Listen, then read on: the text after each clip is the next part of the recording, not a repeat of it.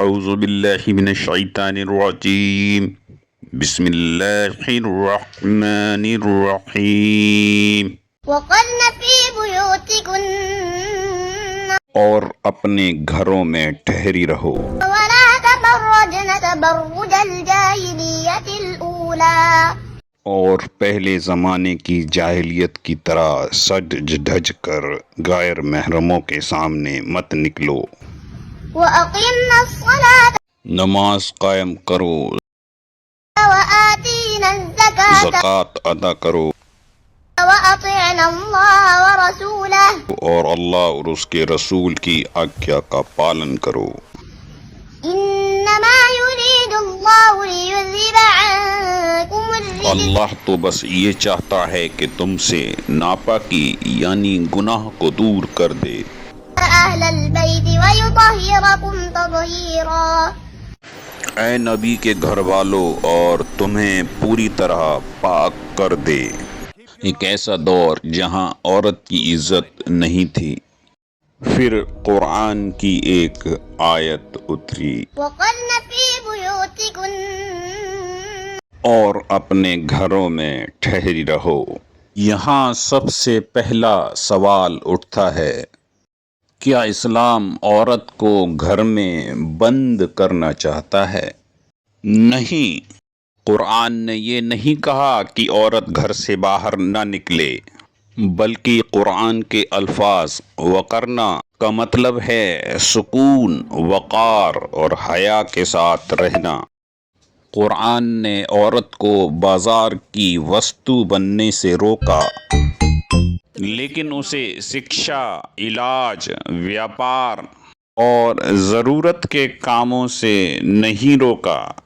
ام المؤمنین یعنی ہماری مائیں گھر سے باہر جاتی تھیں، صحابیات جنگ میں گھائل لوگوں کی مدد کرتی تھیں اور گیان سکھاتی تھیں، لیکن حیا اور عزت کے ساتھ۔ لیکن آج کی دنیا کیا کہتی ہے، جتنا زیادہ دکھو گے اتنی ہی ویلیوبل بنو گے، لیکن اسلام کہتا ہے تمہاری قیمت تمہارے چرتر میں ہے، تمہارے جسم کے پردرشن میں نہیں۔ ولا تبرجن تبرج الجاہلیت الاولی اور پہلے زمانے کی جاہلیت کی طرح سج دھج کر غیر محرموں کے سامنے باہر مت نکلو۔ یہاں قرآن نے تبرج لفظ کا استعمال کیا، یعنی ایسا پردرشن جو لوگوں کی نگاہیں کھینچے، جو اٹینشن پانے کے لیے ہو۔ قرآن اسے جاہلیت کہہ رہا ہے۔ دھیان دیجئے، آج ماڈرن ورلڈ کس چیز کو پروموٹ کر رہی ہے؟ Social media, fashion industry, beauty culture, سب ایک ہی میسج دے رہے ہیں، اپنی بیوٹی دکھاؤ اور لوگوں کی اٹینشن لو۔ لیکن سوال یہ ہے، کیا اٹینشن ہی سمان ہے؟ نہیں، اٹینشن اور ریسپیکٹ دو الگ الگ چیزیں ہیں۔ اسلام عورت کو اٹینشن کا آبجیکٹ نہیں بلکہ ریسپیکٹ اور سمان کی مثال بنانا چاہتا ہے۔ وأقمنا الصلاة نماز قائم کرو۔ اس آیت میں صرف پردے کی بات نہیں بلکہ عبادت کی بھی بات ہے۔ کیوں؟ کیونکہ اصلی سندرتا چہرے میں نہیں روح میں ہوتی ہے۔ نماز انسان کو اللہ رب العالمین سے جوڑتی ہے۔ وآتينا الزكاة زکوٰۃ ادا کرو، اور زکوٰۃ انسان کو انسانیت سے جوڑتی ہے۔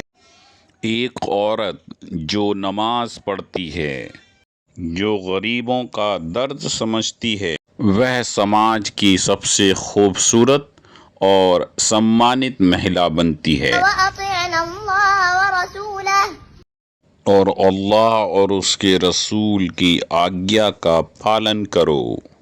آج انسان سیلیبریٹیز کو فالو کرتا ہے، انفلوئنسر کو کاپی کرتا ہے، لیکن قرآن کہتا ہے اصلی سفلتا چاہیے تو اللہ اور اس کے رسول کی آگیا کا پالن کرو، کیونکہ انسانوں کے ٹرینڈز ہر روز بدلتے رہتے ہیں، لیکن اللہ کی ہدایت ہمیشہ پرفیکٹ رہتی ہے۔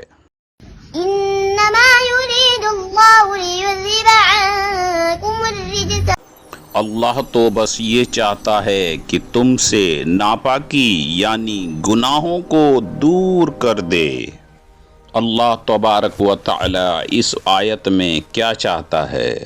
قید، ظلم نہیں، اللہ چاہتا ہے پاکیزگی، روح کی صفائی، دل کی عزت، سماج کی پوترتا۔ اسلام عورت کو گرانا نہیں چاہتا، اسے اونچا اٹھانا چاہتا ہے۔ آج دنیا کہتی ہے اپنی بیوٹی دکھاؤ تاکہ لوگ تمہیں نوٹس کریں، لیکن قرآن کہتا ہے اپنی حیا بچاؤ تاکہ اللہ تمہیں سمان دے۔ دنیا ٹیمپرری عزت دیتی ہے، لیکن اللہ تبارک و تعالی پرماننٹ عزت دیتا ہے۔ یاد رکھیے، موتی ہمیشہ سیپ کے اندر ہی سرکشت رہتا ہے، اور سب سے قیمتی چیزیں ہمیشہ ڈھک کر رکھی جاتی ہیں۔